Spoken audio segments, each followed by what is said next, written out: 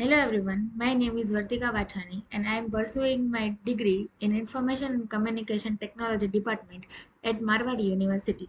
In this video, I am going to explain about data rate limits. Data rate usually depends on three factors. First is bandwidth of channel, second factor is level of signal. So, for example, this is a signal with three levels and only one bit is sent in each element. And the third factor, data rate, will depend is the quality of channel through which we mean the level of noise in a particular channel. There are two formulas to find the maximum bit rate, which are Nyquist bit rate for noiseless channel and Shannon capacity for noisy channel.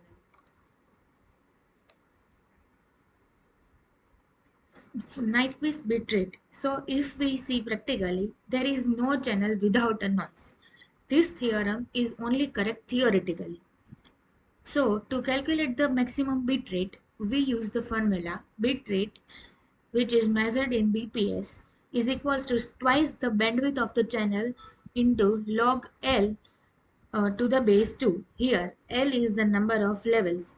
For example, this is the signal having two levels 1 and 2 and 8 bits are passed in 1 second.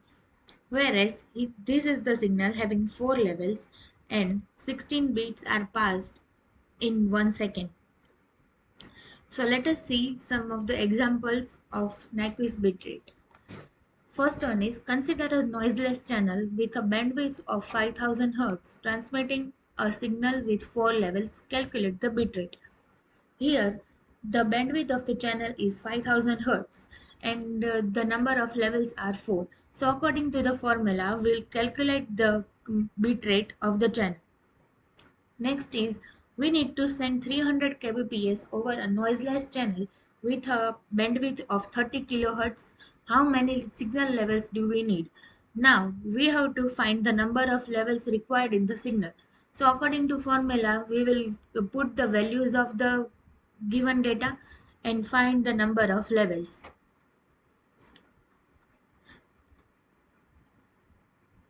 To calculate the bit rate, Nyquist formula is used, but there is a drawback of the Nyquist bit rate. The problem is that as you increase the number of levels, there could be a problem in the reliability at the receiver side. To understand that, let us take example. Let the number of levels be 2.